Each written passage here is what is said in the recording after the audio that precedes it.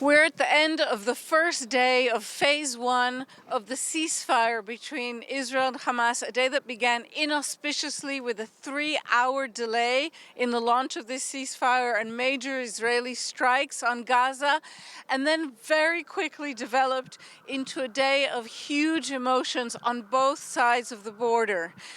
By early afternoon, the 3 young women to be released today by Hamas were already being transferred to the hands of the Red Cross, and Israel had taken 90 Palestinian prisoners from various jails around the country to a holding facility in the West Bank, the Ofer prison, from which they're still now being released into the West Bank.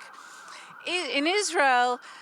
the day began with real trepidation, the fear that for one reason or another, this entire process was going to be stalled before the first day was through, either Hamas manipulations, as we saw in the morning, or threats by the Israeli government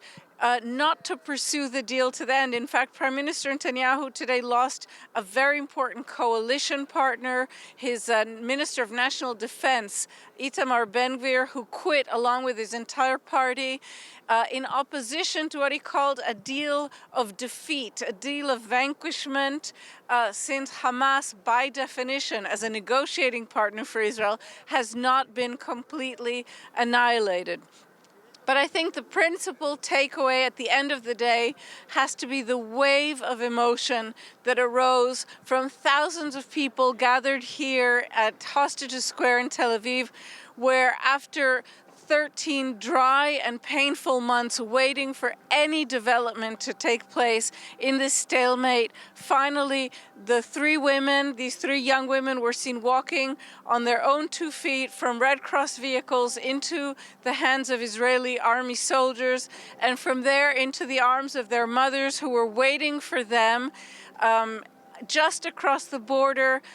ironically not far from the same sites from which they had all been kidnapped on October 7th, 2023. This is just a beginning of a 42-day first phase of this process, but there's in Israel finally a sense of real anticipation that something may shift in the dynamic that has really been a stranglehold on this country for 15 months.